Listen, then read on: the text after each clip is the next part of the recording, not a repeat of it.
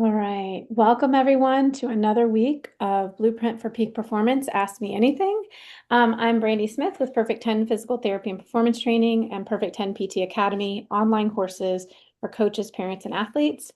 Um, every week we tackle different topics, and I'm really excited this week. We have Theresa Kulikowski. There we go. I got You got it. it. Theresa Kulikowski Gillespie. And she was an amazing Utah gymnast in college and also part of the alternate on the 1996 Olympic team. Amazing gymnast who went through her own struggles in the process. And I'm really excited to have her here because it's one of my favorite topics, which is mindfulness. And a part of my healing journey and recovery from sport and life has been learning some own mindful practices. But there are so many ways. I love bringing in people that have varying perspectives and experiences and how they've driven that into something that has really helped our culture in the gymnastics world. So we're going to talk about mindfulness in sport, optimizing performance without sacrificing well-being, which I think is, I wish I had understood that as an athlete, Me too. because there were many times where I sacrificed my own well-being for what I thought was for best, but like I was very young. I did not have a prefrontal cortex to make actual decisions. And the people around me that thought something was best also seems, looking back, skewed on what our priorities really are. So there are many times that I pushed the physical body, the emotional body, the mental body. I pushed myself in ways that weren't healthy in the long run, mentally, emotionally, or physically, and created even some patterns that, um, in some ways, because I wasn't mindful of my own well-being, like what was going on inside me, I kind of like learned to like ignore it.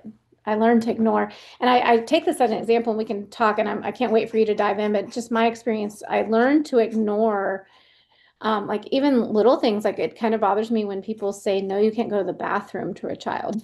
Because I'm like, you're basically saying you should ignore your physical needs for whatever reason, because the assignment's more important or because their timing of their schedule is more important than the child going to the bathroom. Mhm. Bathroom, water, food, those are all things that this happens regularly, not just in sports, though, in schools. Like, so, I mean, I think it's interesting. I look back and I didn't have a lot of mindfulness. And matter of fact, I cultivated the opposite of that, which was to ignore my own emotional needs and physical needs in order to achieve something. Right. When I look back, I'm like, yeah, I could have achieved the something and still like gone to the bathroom earlier or fed myself or drank water or acknowledged that I have an injury and not go to that training camp. Like, Mhm. I mean, I remember I like sprained massive sprain, huge ankle, could barely walk on it. And it was right before Region 3 training camp. And, I taped it up, wore this air cast that the doctor gave me up to like my shin, up to the top of my knee almost. And showed up at a training camp and tumbled on it and like had lots of pain. Like it was very painful. And I look back, I was like, what did I achieve besides a whole bunch of neural maps about pain and my left Mhm. ankle? You know? And worsening And the injury, prolonging recovery. yeah, there's so many things to that. Um, yeah, and even like the buildup of fear and stuff that can happen and balking and stuff like that that happens when we have injuries and we don't pay attention to them. So Yeah. it's just a couple examples I could think of where I wish as an athlete I had had mindfulness and awareness of my own needs and then been able to advocate for that. Yeah. And or also had mindfulness in the gym so that others were also available because I spend a lot of time advocating for athletes. I'm like, throw me under the bus. It's fine. Miss Brady Mhm. says I can't. And that's fine. I'm like, Yeah. it's at least a practice of advocating for yourself with some kind of what they feel like big support behind them. Um, but yeah, I think learning how to advocate for myself, because I think you learn the opposite when you are not practicing that in the culture of the gym. When there's not Right. mindfulness practicing, like I'm noticing, hey, are you doing okay or this or that, like Well, and those if the conversations aren't had. coaches need to be practicing it, I think everybody needs to be intentional with how they're showing up. Yeah. Yeah. Anyway, so that and I'm really excited we're talking about this because there are so many mindfulness tools, and I know you, Teresa, have a bunch of them. You shared a couple before. So I'm excited for you to unpack this for us. So Mhm. without further ado, I'll let Teresa take on over. And if you have a greater and longer introduction, because you're actually now a physician assistant, right? A functional medicine physician assistant. I Um, am. Yeah. and mindfulness coach. So I'll let you go a little bit deeper into the things that you do now, Mhm. which is really impactful on our world. Well, thank you. I can share my slides here. Can you see that? The mindfulness in sport. Okay. Yeah, thank you so much for having me. It's great to be back. I guess we did this a month or two ago. I am a mindfulness meditation teacher. I did my training with Tara Brach and Jack Kornfield. They are world-renowned mindfulness teachers, and I graduated from their program in 2021. And I've been teaching mindfulness primarily within the chronic illness community, interestingly, because I've navigated that path after being a high-level athlete. But these tools, no matter whether, like, if you're performing at the highest level or you're trying to get out of bed, the practices of mindfulness and showing up with this intentional attention are really important. And of course, I've got like a hindsight's 2020 view on my life now. I'm more than 20 years removed from being a gymnast, and I wish I would have had these tools. And so I do believe in be the change that you wish to see in the world. So that's what I'm trying to do. I have this as an online course, actually, mindfulness in sport. And so today we're really going to talk more about the foundation of it. What is mindfulness? What is it not? And then kind of dive into the neuroscience behind it. Because I think within athletics, and this, at least for me, and I know a lot of people who are kind of in the I need the data. I need the hard science kind of realm. If we understand what's going on in our bodies, then we might be more prone to try it. Like we might be more open to trying something new. And so today we're going to talk about how mindfulness changes our brains in pretty amazing ways, and then how that might help with things like disordered eating and injury recovery. So that'll be today. And then if we do part two, we'll be kind of diving into more of the experiential impacts and like how does it actually help with being a better teammate? How does it help with self-compassion and like our relationships with ourselves and others? And then feel free to chime in, Brandi, if questions or if you see questions coming in on the live. So as I kind of already alluded to, this is what we're going to be talking about today. And then when I come back.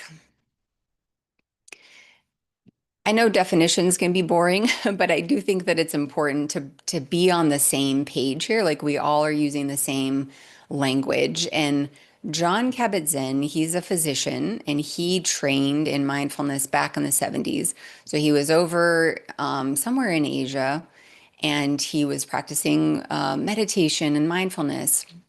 He brought these practices back to the West and he was in a hospital setting.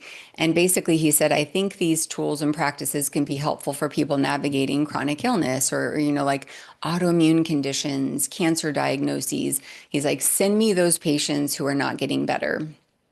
So he was literally in the basement of this hospital teaching people mindfulness. And so they would send the people with chronic illness, and they found that they were either getting better, like their illness would get better, or they would be able to relate to it a little bit more skillfully. So his definition is mindfulness is awareness. This is a key word here, awareness, cultivated by paying attention in a sustained and particular way. It's on purpose, it's in this moment, and we're letting go of judgment. And in my experience, that last part is what's really hard, is letting go of judgment. So we're going to talk about kind of how to do that. And then I like the Greater Good Science Center's definition as well, because they're saying that it's an awareness of our thoughts, it's an awareness of feelings, of our body sensations, how we are interacting in our environment. And there is this element of acceptance. So we're just using the lingo here so we're all kind of on the same page moving forward. It's also important to debunk the myths around mindfulness because I think mindfulness is a buzzword these days. It's everywhere. It's on social media, it's in the pop culture, it's everywhere. And I think that's a good thing, but I also think there's misunderstanding around it. So mindfulness is not being passive. It's not being like a doormat for people to just walk all over you. I think sometimes people think, oh, if I'm mindful, I'm just accepting everything as it is and I'm not doing anything about it. And that really couldn't be further from the truth because when we're actively engaged in our lives and we are intentionally present, we're actually better able to make decisions.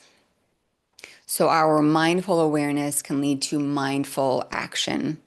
So just understanding that mindfulness does not mean inaction. It's just more skilled action. And it's also not a cure-all. So it is foundational, in my opinion, for kids to learn this, coaches, parents. We have to understand how to live in a mindful way. But we also need other tools. I mean, sometimes athletes need active relaxation techniques. Sometimes they need visualization and guided imagery, breathing exercises. They need a spot from their coach. Sometimes people need medication. So mindfulness is a foundational tool in our performance optimization toolkit. So the key aspects here, this is building upon what John Kabat-Zinn said. Mindfulness is purposeful, so it's paying attention with intention. And I often use the example of, if our kids or even if we are playing video games, that's not necessarily being mindful because oftentimes when we're playing a video game, we're zoned out of the world and we're kind of like disconnected from our bodies. We're not really aware of what's going on in our minds. You can have hyper focus, and that's not mindfulness. You could play a video game mindfully, but it's the attention and the intention that you're bringing to your exercise or whatever it is that you're doing. It's in this moment, and we're going to do a little exercise asking this question, what is true right now in this moment? Because I think that's a beautiful question. That's a portal. It's kind of like our portal back into presence. What is true right now in this moment? It's free of judgment. So I have this little kid with a magnifying glass because it's almost like we're a scientist. We're like a kind, curious scientist for our life and for our experience. Instead of judgment, instead of criticism, we're coming at our lives with a very different energy, and that's one of curiosity. So we can do that with ourselves, we do that with our children, with our athletes, and it's a really powerful practice. And part of mindfulness is also noticing when judgment comes in. So we're not judging the judging. That's called the second arrow. If we're already suffering and then we judge that, we're just adding to our suffering. So mindfulness also helps us to understand the judging mind and not necessarily buy into it. There's also an element of acceptance and kindness. So one definition that John Kabat-Zinn uses is heartfulness, like heart, the heart. If you're not feeling heartfulness when you use the word mindfulness, we're missing the boat. So let's do a little exercise right now. This is our mindfulness practice. And we're just going to ask the question, what is true right now in this moment? And we're first going to start with our eyes open and just begin to take in our visual stimuli. So we're looking at colors, we're looking at shapes, and asking the question, what is true right now as we look around? Letting go of judgment, just noticing.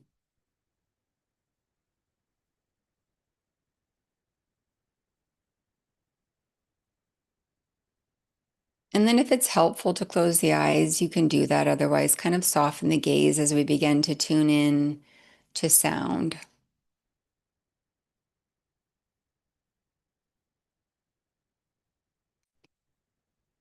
Noticing what it's like to receive sounds, even the space between sound where there's silence.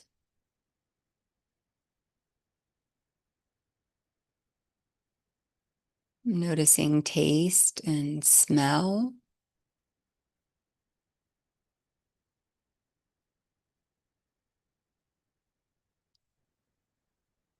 Nothing to fix or change here. We're just noticing, experiencing, bringing kind curiosity.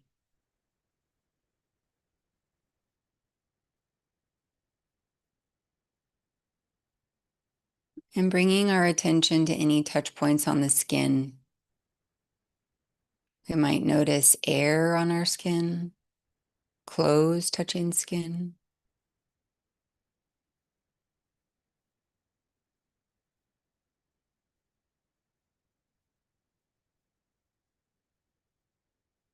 And then mindfully bringing our attention into our bodies, noticing our feet, our legs,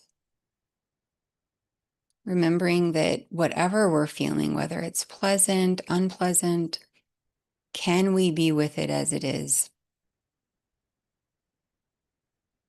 Noticing the torso, front and back.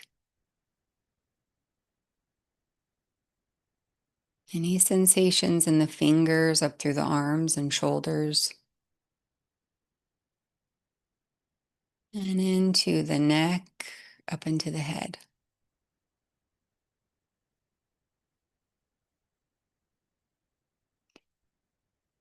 And we might even become mindful of the mind. This can be an interesting one as we notice what's the activity of the mind in this moment. Is it busy? Is it quiet? Distracted? Present?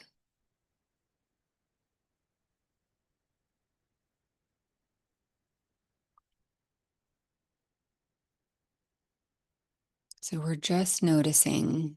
And if your eyes were closed, you can open your eyes as we come back here. And if anybody wants to share what that experience was like for them. But I love this question because it really is, it can be our mindful moment. It can be our mindful reminder. If we feel ourselves being pulled into the future or taken into the past, what is true right now in this moment? And then we connect with our bodies, our senses, our environment, and it brings us back to the here and now. I also can't teach mindfulness, and we can't have a conversation about mindfulness without the word compassion. And I know within the, high performance state or high performance stage, sometimes we shy away from words like compassion, but we have a lot of, and we actually talked about this in the last session with you, Brandi, compassion. We did that rain practice because compassion, there's a lot of research now around how compassion breeds resilience. It doesn't make us softer, it makes us more able to endure the highs and lows of life, the stress of performance, athletics, day in and day out. And so I teach mindfulness and compassion as two wings of a bird. So mindfulness connects us with the moment. It's this awareness, it can cultivate wisdom. And then once we become more connected with the truth of the moment, we might start to realize some of our moments are filled with joy and happiness. Some of them are filled with immense suffering. And then we also notice that we're not the only ones feeling this, that this is just the human condition. We have joy, we have sorrow, we have winning, we have losing, we have praise, we have blame. It's all part of this very complex experience. And so then we start to kind of feel this feeling of compassion to feel with. We feel within ourselves, we feel with each other, and we really want to reduce suffering. So mindfulness and compassion allow that bird to fly. And in my little Venn diagram, it's this is our space of freedom. When we can connect with the truth in a compassionate and open-hearted way, we have immense freedom in that space. Okay, let's dive into just a little bit of anatomy and physiology now that we know what mindfulness is and kind of where we're going with this. Neuroplasticity. This is an interesting word. And again, probably one that's thrown around a lot now within social media um, and it's a powerful word. What does it mean? So if you break it down, you've got neuro, which is the basic unit of the nervous system, our neuron. Plasticity, this capacity to be molded, shaped, and adapted. So basically, it's saying our nervous system has this capacity to adapt, which we know that, but we can really, when we really understand that, we can use mindfulness to harness the power of neuroplasticity to do really good things in our brains and our bodies for ourselves, for our athletes, for our children. And maybe you've heard this phrase, neurons that fire together, wire together. We can look at this from a bigger picture perspective. You think about athletes who have been taught a round off with bent arms from day one. So they have this habit of doing a round off with bent arms. And it's very hard to then unlearn that. Not impossible, but it's difficult because those neurons have been wired together and they're firing together, right? So yeah, you can look at it within the sporting realm. We can also look at it more like on a microscopic level of our thoughts, our thought patterns, the ways that we relate to ourselves, the ways we think about ourselves. Those neural pathways will become our habit. So I like to use this analogy of a wheelbarrow on a dirt path. So when I think about forming new neural grooves and changing our brains, you can think about a wheelbarrow on a dirt path and you're trying to get from point A to point B.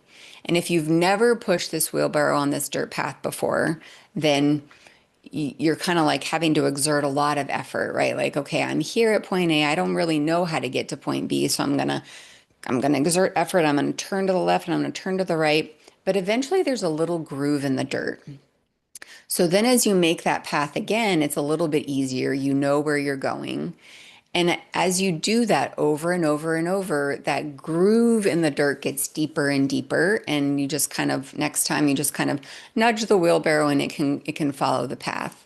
This is a very simplified analogy, but I like it because we even use the word neural groove in the neuroscience realm. That when we use a particular neural pathway, it becomes more ingrained. We develop these neural grooves. So this is important because mindfulness can create new neural grooves. So we have this intentional attention. It shapes the brain's firing patterns, and we can change the brain itself. With neuroplasticity, it can work for us and it can work against us. So, obviously, when we have trauma, when we're that athlete who learns something with poor technique, that's kind of neuroplasticity not working against us necessarily because we can't always control if we've experienced trauma, but it can create wiring within our nervous system that leads to more suffering and leads to more pain. With mindfulness, we can harness that power of neuroplasticity for good. And I'm going to use a couple examples of eating disorders, and we're also going to talk about injury recovery. So you can see here that we can ultimately optimize potential in sport. We can maximize longevity. There's better health and happiness. We can minimize injury. There's a lot of benefit to this practice of mindfulness. And I want to now talk about the brain because we're doing, okay, so we know what neuroplasticity is. We know mindfulness can change the brain. So, what is the brain? Or we're going to geek out a little bit on physiology so that we can now then see how mindfulness changes particular parts of the brain. So, obviously, the brain is a very complex organ. It's usually about 3 pounds sitting up in our skull, but obviously it's wired throughout our bodies. So when people say this is all in your head or this is mental, to me that means nothing anymore because our brains are wired throughout our bodies, right? And our thoughts have physiological repercussions throughout our bodies. Our physiology influences our thoughts. So everything is so interconnected. We have 85 billion neurons. We have these glial cells, which is kind of a newer area of research, which house our immune system in the brain and throughout the nervous system, the central nervous system. And ultimately, we have trillions of connections. So when you think about that, like we're all just walking miracles, right? I mean, trillions of neural connections.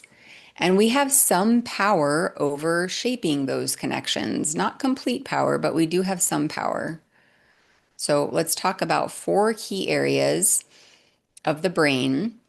We have the brain stem, which is maybe considered our reptilian brain or the oldest part of our brain that's involved in just basic functioning, heart rate, breathing, our endocrine function, temperature regulation, obviously an essential part of our brain. We have the subcortex, this region here that's kind of houses what's called our limbic system and involved in emotional regulation and also plays into hormones and our immune system. Then we have this more evolved part of our brain, which is really what allows us to be mindful. This cortex of our brain, the bark of the brain, allows us to kind of think critically, plan for the future, be aware of awareness itself. So this is, I guess, considered our more evolved part of the brain. And then we have the cerebellum, this little brain that's involved in balance and coordination, motor control, and it's sitting kind of in the back of the brain there. So the brain and the nervous system are highly interconnected and rely upon communication between structures and between neurons. So just because we have an isolated cerebellum does not mean that it is functioning in isolation. Everything is connected and always influencing something else. Why does this matter? If we understand the brain a little bit and this physiology, we can understand how mindfulness is helpful because mindfulness changes the brain. All right, so let's dive a little bit more into sports. How does this apply to us as coaches, as parents? How can we help our athletes if we understand this a little bit better? So this structure called the hippocampus, this is within the region of the brain called the temporal lobes, which as I just said, it's part of the cortex, this bark of the brain, this colorful region here. We have two of them and they sit on the sides in the temporal lobes. They're really important in learning and in memory. And what's fascinating is that there have been some studies that mindfulness and meditation can actually increase gray matter density in this area of the brain. So, of course, if we extrapolate this to sport, we can have enhanced learning and memory. It improves an athlete's capacity to retain information, kind of understand the process of learning. So, I think that's helpful. I think that's beneficial. Then we have this structure that's right next to the hippocampus called the amygdala. And again, there's two of them sitting in the temporal lobes of the brain, and they're heavily involved in our fear response and modulating arousal. So if we're working with athletes who are really controlled by fear, mindfulness can be a helpful tool for navigating that. And again, they're doing a lot of research now on mindfulness and brain studies showing that there's decreased activity in the amygdala. So with mindfulness, with meditation, the activity, the neural activity actually kind of quiets a little bit. And so people aren't as hijacked by fear. So I see here, fear's not the driving force behind our actions. And I love to use the word buffer when I talk about mindfulness because it's a buffer It doesn't mean that it's going to make everything go away or be perfect, but it's going to help us navigate things a little more skillfully. So it can be a buffer to the extreme stress, the extreme fear responses that sometimes we have as adults. I know I've had that before. And our athletes and our children are definitely navigating that emotion. So I'm not saying fear is bad. It's just, can we make sure that fear isn't hijacking and taking over our whole experience?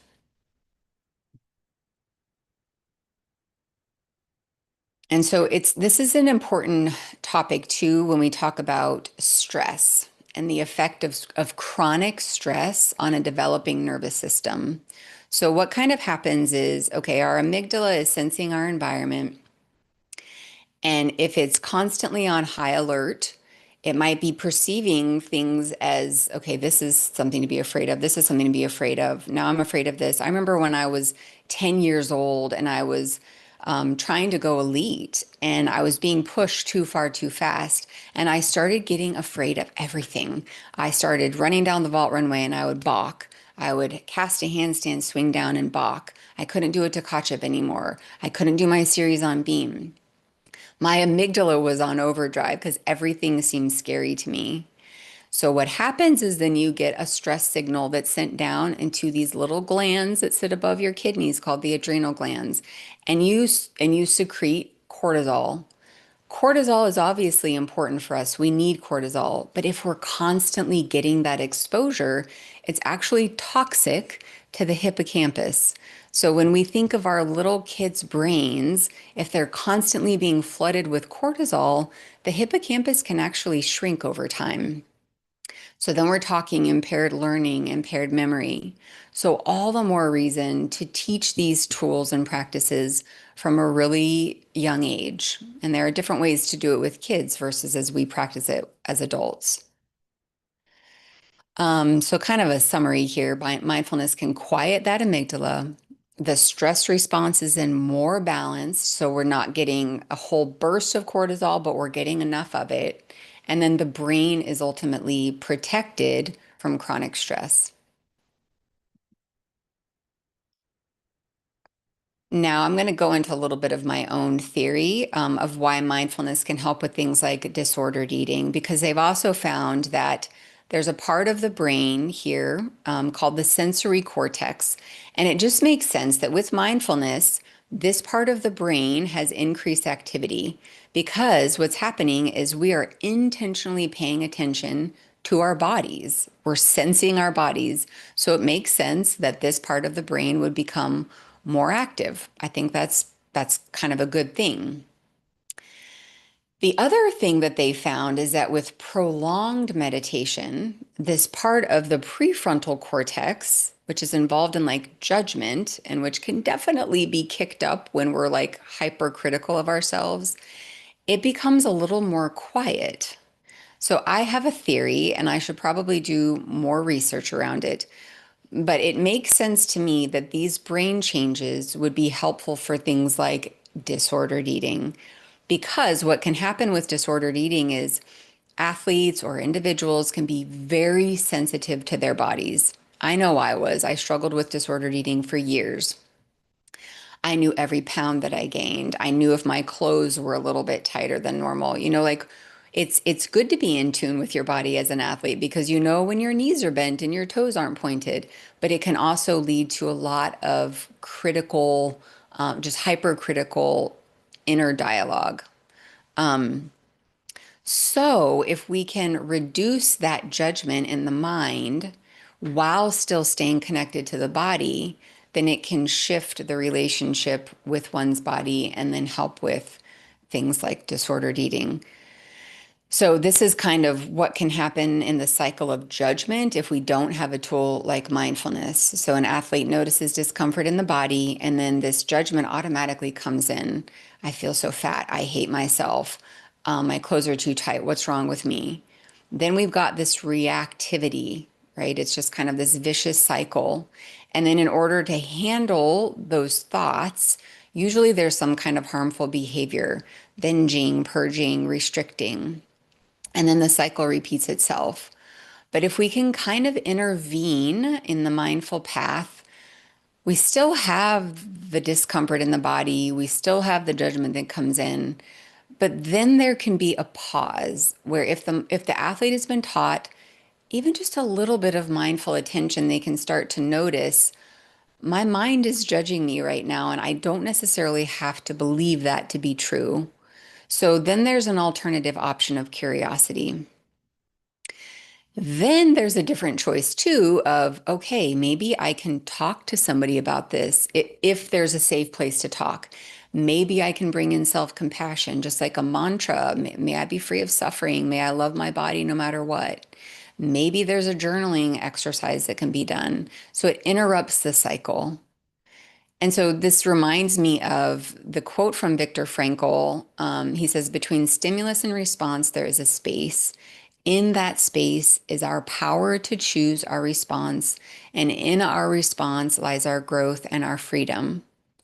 So between stimulus and response, that space is mindful presence, and it gives us some choice.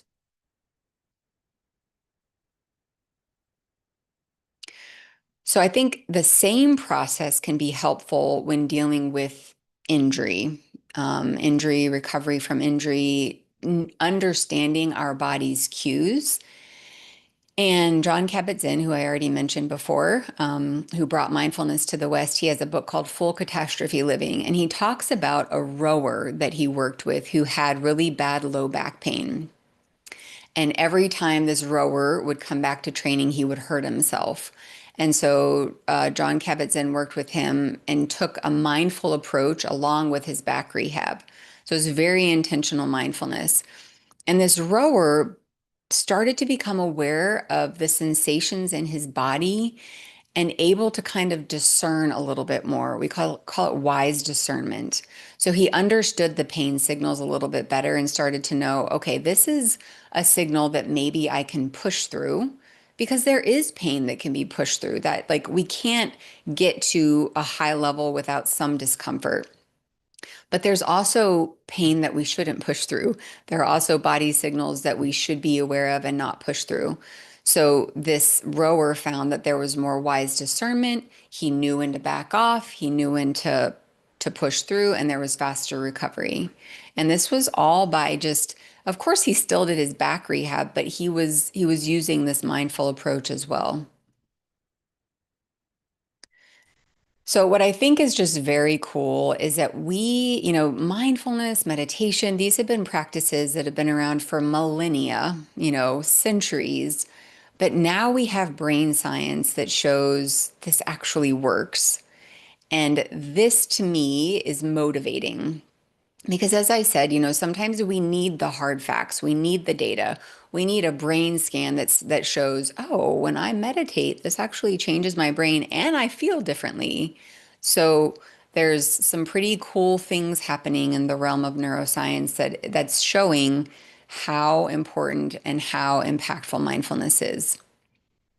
And finally, I know I want to leave time for questions and discussion. So an integrated brain is a healthy brain. And this is something that Dan Siegel, who is also a neuroscientist, he says. And basically, mindfulness is something that can help with brain integration and then ultimately lead to more health and well-being in our bodies and our minds. And he uses this acronym. He says an integrated brain is a healthy brain, and a healthy brain is all of these things. So he uses the acronym FACES. It's flexible, it's adaptable, meaning like we can change to our ever-changing environment. This is an athlete who can navigate a high pressure situation and somehow find a way to keep some balance within their nervous system. It's coherent, again, that inner balance. It's energetic. So there's a level of focus, but it's not overdrive because we know that flow performances happen when we're not too hyped up and we're not too low, right? We've got to kind of be in that zone state physiologically in order to have a zone performance. So, and then it's stable. So this is what Dan Siegel is saying. An integrated brain is a healthy brain that's flexible, adaptable, coherent, energetic, and stable. And mindfulness is one of those tools that can cultivate all of these qualities in our own brains, in the brains of our children. And I just want to keep reiterating that this isn't just for the athletes. This is something that, Brandi and I were talking about at the beginning. We as parents and coaches have to model this. We have to practice this ourselves in order for our children to kind of, one, see what it looks like, and then feel safe in talking about it, to know the language around it.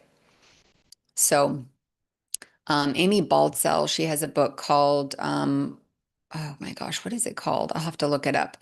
It might be Mindfulness in Sports or Sport Performance. And she says, when we can sense our own internal state, the fundamental pathway for resonating with others is open as well. So, like, practicing these things, sometimes it might feel selfish, or sometimes it might feel like, what good is this to take time to actually sense into my own state of being? But it matters. When we are more connected to ourselves in a non-judgmental way, it opens up that channel of compassionate communication with our athletes and with our children. So again, parents and coaches have to do the work too. And then next time we can talk about more of the experiential benefits of mindfulness and move a little bit beyond the neuroscience. But hopefully that was somewhat interesting and kind of giving a background on how mindfulness actually changes our brains and how that can ultimately help with athletic performance and just health and well-being in general. I think it was very helpful. I love to hear the science. I know a lot of actually people who come in and listen to this love to hear the science behind it, the why. Like, Good. why should this be important? Everyone's got so many, there's so many tools out there, there's so many drills, so many videos on all kinds of things, right? And so it's like, where's my energy best spent? And I Mm, think, when we see the changes that neuroscience is showing us in the brain, it shows us that just something very simple as bringing yourself to the present moment, like that one question, that just that practice, just starting there is going to change structures in your brain. Like wow. that's massive. It Yeah. truly is. Because I know I struggled um, with cortisol level issues for a long time. Yeah, so Michael's saying absolutely in the chat. But like I struggled with cortisol issues post being an athlete. Mm, And oh my goodness, I'm hitting all these buttons in Zoom. Um, but I struggled with cortisol levels, and it made so much sense. The moment that I told the functional medicine doctor I worked with that I was a former collegiate gymnast, and she said, "Well, how many hours did you train at what age?" And so then when we started going back to like 20 to 36 hours, prepubescent, right? Like it's like she's like, well, okay, so this is acute on chronic cortisol issues. Like it's like, so it's right. like this interesting. I don't struggle with those anymore, but I have a very in-depth meditation practice, and mindfulness was a part of that journey for sure. Yeah. Um, so it would be interesting, I don't have brain scans. That would have been fun. Before Like, and after. the before Yeah. and after many years of meditation, because I think I found meditation in 2016. Before that, I had never been still longer than 30 seconds in my life. Like, I remember before that, before I went into this meditation world, they were like, "So you ever meditated before?" And I was like one time I remember being really proud because I had tried to venture into it a little bit before I found this practice that worked for me. And I remember I was like, yeah, I remember that I was able to be quiet for 5 minutes. I was so excited.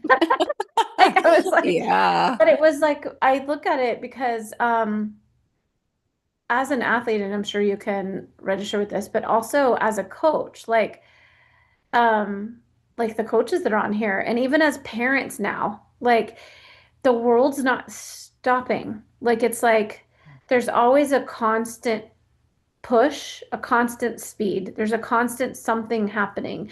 And as a gymnast and an athlete, you trained more than I did, earlier than I did too. I was not going elite at 10 years old. I was never like that. Just so you understand this too more than I do probably. But this concept of like you got up at this time, you went straight to school, you had all the stresses of school, you left school, you got in the car. At the time in junior high, I drove like an hour to practice. So do all the homework in the car, eat, like, and you would think an hour is a long time, but it's actually not a long time to change into your leotard, to eat and do your homework Yeah. and have the like conversation that needs to happen so that you can be ready for the next day. Like, I need this thing, and can you go get this thing or whatever, the kids, we all have those things that have to happen. And then you train for 4 hours, sometimes five, and then you get back in the car. For me, I drove an hour back. And so it was like, and then go to bed and you do it all over again. And even kids these days that aren't in like really excessive sports with lots of hours, in just regular sports that are training 2 hours here, an hour there, it the stimulus never stops. Right. And then Yeah. as a parent, the Dreams stimulus or is never stopping. And as a coach, it's like it's constant. Like even in the gym environment, the stimulus levels are so high with so many kids, so many noises, so many, and there's just all these to-dos. And I remember part of my neurons fire together, wire together, that was maybe an asset and a good thing, but also maybe a defect or bad thing, like however you want to call it. Like it pushed me for the good and pushed me for the, like, it depends on who's yeah, driving the bus when it's doing it, right? that's true. Was this concept of the to-do list, the to-do and the push to always do it. It was not, something's not enough, you got to do the next thing. You could look at it as the not enough train, or you could look at it as the next thing, the next train. you know, Yeah. but that constant stimulus keeps that cortisol levels just at a high level. I deal with it with athletes all the time. Like, we're not testing blood for cortisol levels, but we're working on self-regulation tools, be it, mindfulness being one of them, but not to go into those at the moment. But I find that like so many athletes, like I'm trying to even think if I have one that's not. Do you know what I mean? Yeah. I can't think. Like even and when I'm working with coaches, it's the same thing. You Hmm. know, the pace of the conversation, the pace of the questions, the desire to keep like it's it's not there's very little pause. Yeah. That's why I think it's more essential now than ever to be intentional with it. And that's where it's like I use the word buffer when I talk about mindfulness because obviously when you're training to be an athlete, really at any level, there's Mhm. going to be stress, there's going to be expectation, there's going to be pushing through. But if you have no tool to reset your nervous system and kind of bring things back into balance, then, well, it's like we talked about, like the hippocampus, there's these brain changes, and then you've got too high of cortisol. I've actually struggled with the cortisol depletion because it's like your body Got done doesn't pushing. have the energy to produce the hormone anymore. Yeah. And it's truly burnout. Like it's Okay, burnout on that's a every high level. level burnout right there. Like to be so Yes. high that your body says, I am literally going to shut you down and not produce because you're Yes. not listening? Yes, right. And it's like, I often use the word too, sprinkling it through. Like, can you sprinkle mindfulness into your day? Mhm. Because that too is like the buffer. You might be charged, stressed out. One, you need mindfulness to first even recognize that you are stressing out, right? Like, where's my mind going right now? What's happening in my body? And then you can say, let me just take like three deep breaths, or let me just take a separation here, or do whatever you need to do to bring the level down. And then I think with that reset, then you're more able to engage in the world. I mean, I do it with my son who's 11, and obviously, like, we're navigating the preteen years. And it's like, I need to go and I need 5 minutes to breathe. And that, like, then allows me to come back into the conversation with a better state of mind. You and I should have coffee because my daughter's 11 and we Right, just got right. braces this week. And oh, there was so much pain last night with the braces the second day. And it came with all the hormones that are rushing. And there was this flailing on the floor. And I was like, oh, I know Trauma. this hurts. I know I've had braces. I understand. So like leading with compassion, but then also Right. trying to bring her brain back down to like, Yes. like, if we continue to focus on this, it's going to keep rising. So let's take a moment. Let's like do some things to recenter and calm our body. Yep. What can we do that you would like to do? You know, it's like offering things, you know, to help you regulate the pain right now. Right. And then recognize that this is expected pain, right? That pain is Mhm. information and it's just moving our, you know, your brain is telling you that your teeth are moving, which is great. She goes, I want them off. Like she was like, so, you know, but like, yeah, it is, I think, like I said earlier when we first started, like my daughter's my greatest teacher. It is a moment to learn mindfulness. And I was thinking about that as Mhm. you were talking, though, just now. Like, there are some built in transitions that I think are such great places to do that pause. Like, Hmm. even if you just had at every event where you, because everybody rotates and you interbeam Yes. at the same place. No one ever comes from all the random places. You know, Yeah. there we are like Doc Alley talks about cows on a pasture. You did the wheelbarrow. I've used other things about a Oh, a farmer in the field, but you know it's that idea that we all kind of do. We're going to come the same path every time we circle around the yeah. gym. We go from vault to bars and then over. We're gonna take the same rotations. And the point being is, you know, even just having a little sign there that's, you know, it could be Right. very simple, a symbol of a heart, or it could be very simple, a sign that says pause, or, you know, Yeah. every gym could have something different. One of my coaches I work with, they had a code word for each other, which was marshmallow. And that code word was like a take a moment. Like, Oh, I like I've that. got you. She would say, you need a marshmallow. And then the other one would say, yeah. And that was the other person recognizing that that person was a little off or dysregulated or Hmm. needed a moment. It gave the other coach a chance to go out and get a drink of water. She's basically saying, you need a marshmallow.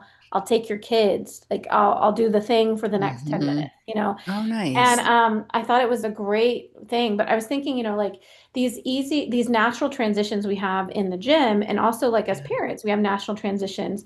Like when I pick up my daughter, I've just we have naturally progressed to the, especially in junior high, the car ride home is this transition Hmm. space. And I've gotten to where if I bring her a snack, she has to pause.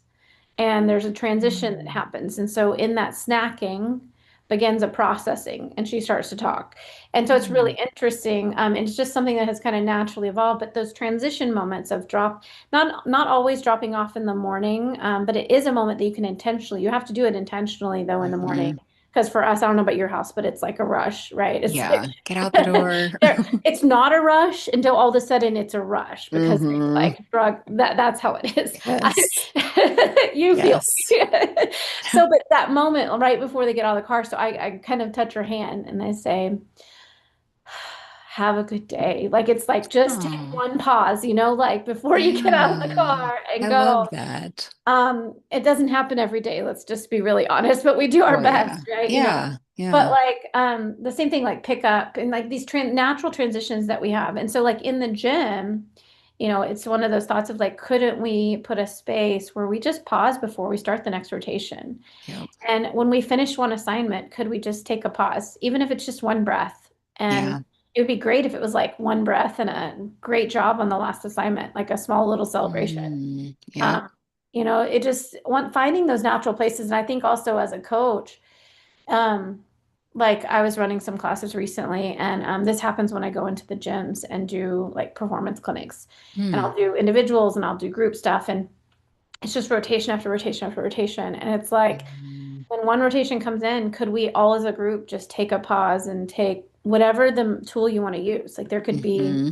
you know, a visualization, it could be a word, it could be a breath, it could be three breaths. Like there's a lot of different ways it could look, but I find that when I do that with myself, with them, like not Hmm. only am I mirroring it, they start to recognize that it's good for them to do, but it helps me be ready for the next rotation. So like just simple ways that a coach can just at each rotation just like you can lead them as a group, or if it's a group that you don't have like sometimes the groups are coming in and out whatever and you don't have that moment maybe or something, but Hmm. just taking the moment yourself. But I love the Yeah. idea of taking the moment as a group because then you're starting to cultivate that culture. Hmm.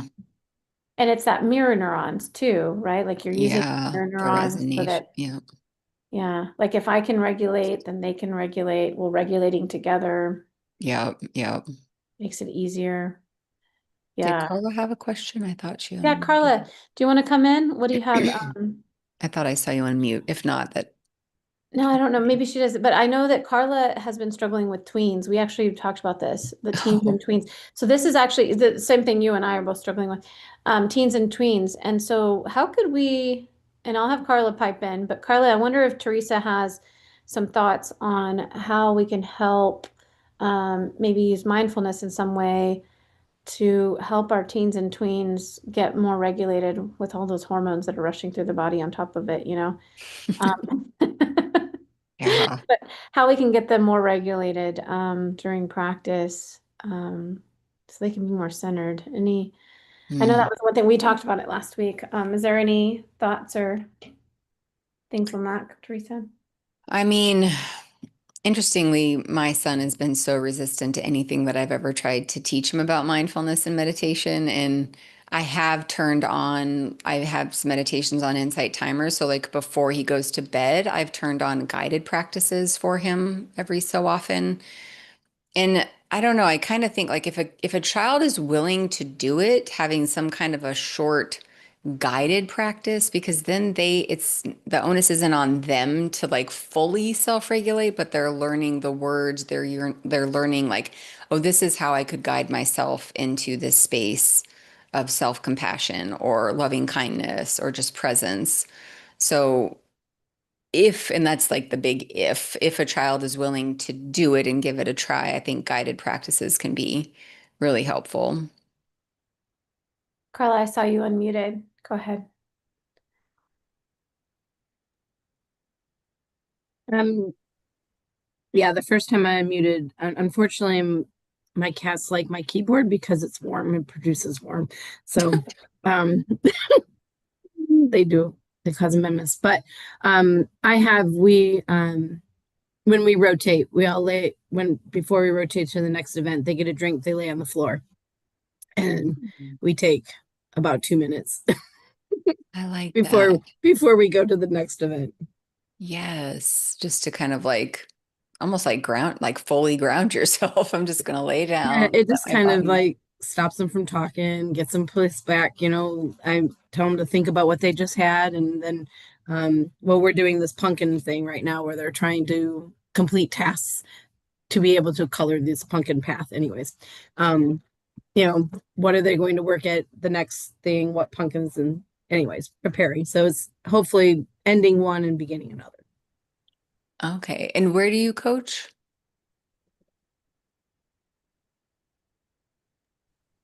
I'm in Michigan. Oh, cool. Okay. Ariel Express. Nice. Yeah. I love it. That's I same great. thing. I was thinking that same thing, like that you're just completely grounding them, which is great. Yeah. Yeah. I love hearing just like intentional coaching. It's important. And I love my coaches. Like I love the coaches that I had and I think they were intentional with what they did. And of course, like looking back, there were things that they would have done differently. I mean, we talk about it to this day.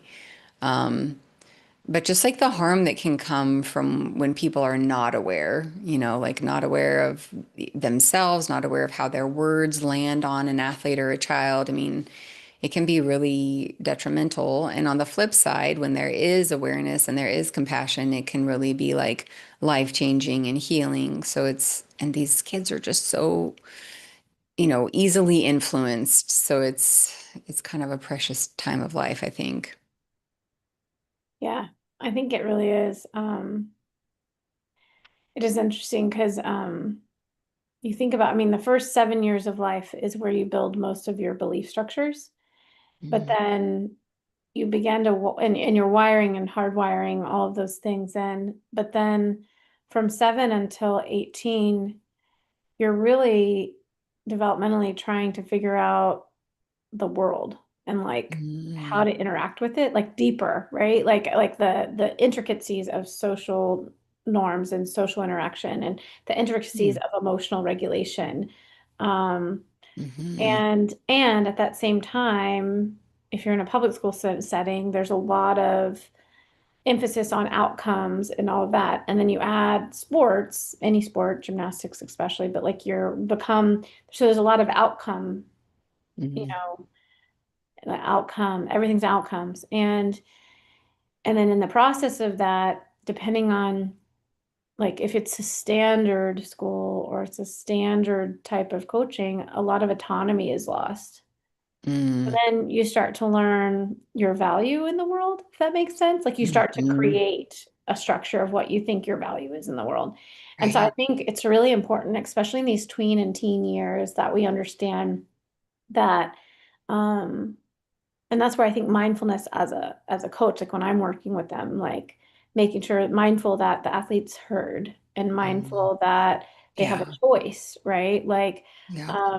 I do body work, so it's like, is it okay if I put Mm. my hand on your back? Is it okay if, and then letting them know at Yeah. any point, like, how would I know? I talk to them about their body as a container, right? Like, or a temple. Sometimes I Mm. go to temple, but depends on who I'm talking about.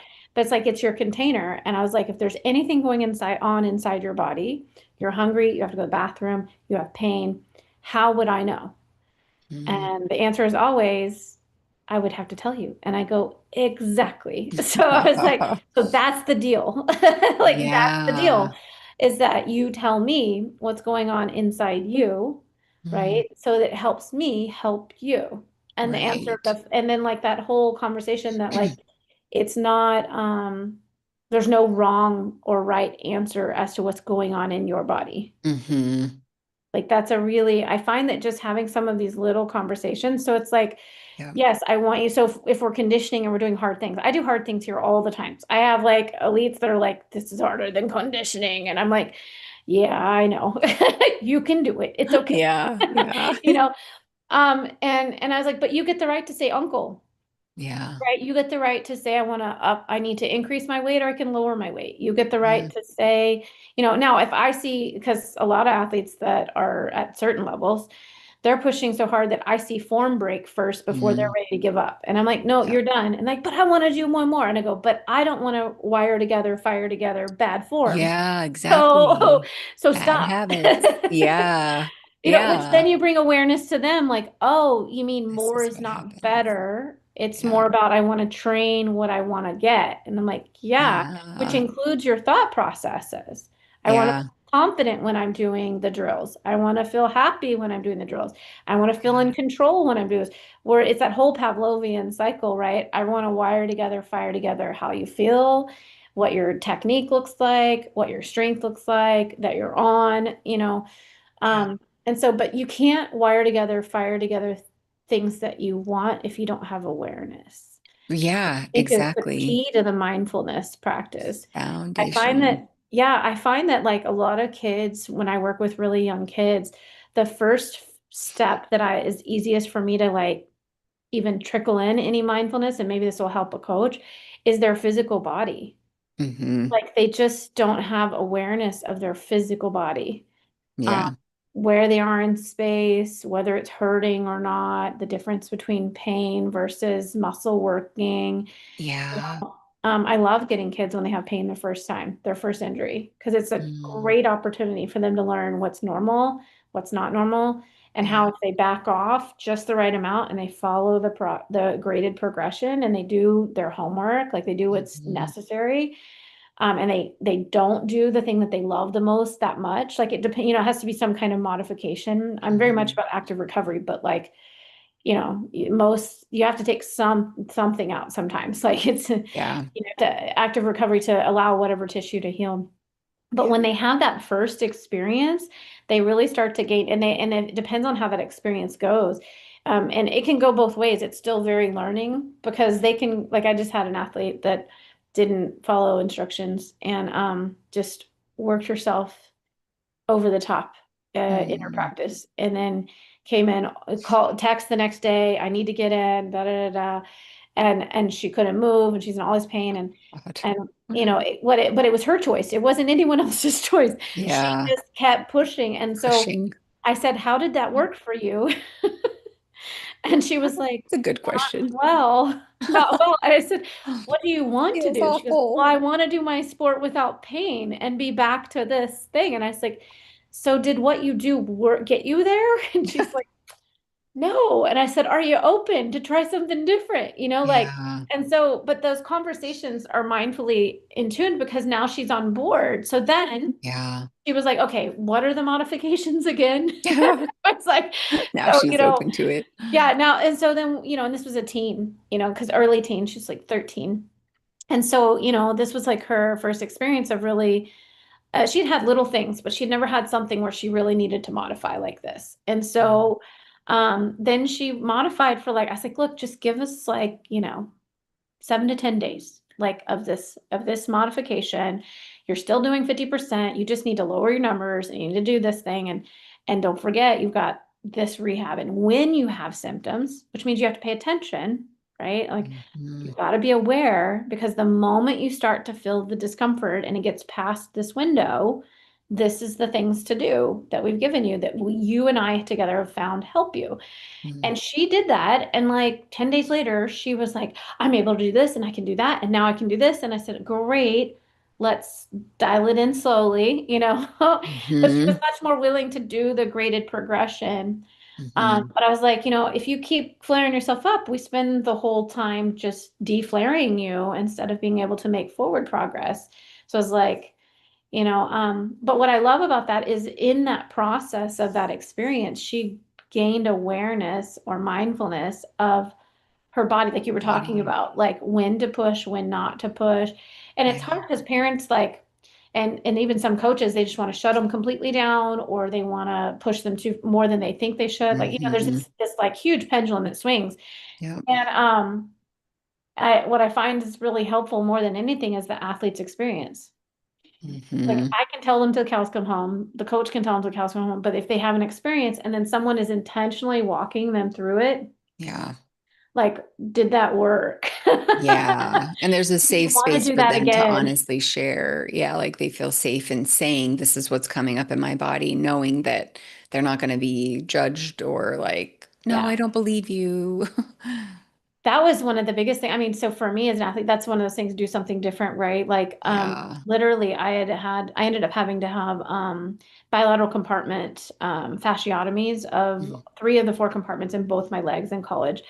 And, I literally, so when they did my pressure testing, there was all these things that everybody gave me these excuses for, but I would be walking up and by the time I got to a second flight of stairs, I would trip and they just kept telling me I was klutzy. And when I would run, I remember telling my teammates, like, the first mile just kills me, but after that, everything goes numb and it was fine. God. And I thought it was, and then I was told that my shoes, I told my feet were going numb and they kept saying, oh, no, no, no, you're tying your shoes too tight. So everything was like my fault, like something was God. wrong. And Yeah. so for 3 years, I went undiagnosed, like with athletic trainers and all these things. And I literally, by the end of my junior year, I was literally icing between every single vault, Hmm. just a vault. And the reality was is there was so much swelling in the compartment that I was actually losing blood supply and nerve conduction. So Oh, that's why my God. feet were dropping and I was Dropping. tripping and why my feet were going numb. And so it was like, yeah, it was a big lesson in because these were trusted sources that just Yeah. either they just didn't know about the problem or whatever, but the way they kept looking at me and the way they kept saying things and like, oh, well, maybe it's this, or just take 6 weeks off because it's stress reactions or whatever. And we've nothing Right. showing up on the X-ray, right? And and after 6 weeks off, I was like walking up a hill and I was like, my legs feel like I just worked out and hadn't done anything for 6 weeks. And I was like, I'm going to the doctor. And so Yeah. and I went on my own, right? Like separate from everyone. And that doctor immediately was like, I can't help you, but I know exactly who can. And Yeah. not to say that surgery is the answer back then it was, but I know a lot more. I've helped people with the issue without surgery at this point. Hmm. But the thing that happened there in that process that was has been taken time and still is something to be aware. I'm aware of it. It's not completely gone, but it's that idea that do I really know what's going on in my body? Hmm. Because so many people doubted it. They Yep. were just like, she's just nuts. Like So she's you like making it internalize the up. Like, doubt. Yeah. and it's like, to find the doctor that was like, oh, I know exactly what's going on, to see numbers on a pressure tester, I was like, Really? I'm not making And I'm this like, up. thank Yeah. God. Like, I'm not crazy because for three Yes. years, people thought I was crazy. They were acting like, Yes. well, why don't you just do this thing? It should be gone. Oh, do that thing. Oh, try this. And like nothing was working Yeah. because it was really something that needed to be resolved. And so, anyways, I always think of that when I work with athletes, and I encourage coaches too, like just to cultivate that relationship because it's the antithesis of mindfulness, right? Like Mm. to be like aware and then just basically train yourself to not listen. To override it. Yeah. Yeah, to Yes. override that natural thing. This is the other thing. Yeah. Sometimes people, both providers, I've heard it, and also coaches, mom's just overreacting. Things I've heard. And what I've recognized is that actually mom is one of the most in tuned to their Mm. athlete. Yeah. Not that dads aren't either, because To dads are, but listen. it's just more regularly something I've heard and dealt with moms. So no, I'm definitely not saying dads cannot be just as in tune. So they are. Right. Right. But but the same thing I've heard with moms. Moms are just like saying like something's not right. Maybe we shouldn't go to the next level, or maybe she's not ready for that, Yeah. or there's an injury going on and they've had to see multiple doctors. Right. Moms just keep saying they're saying there's nothing wrong, but I know like something's off, right?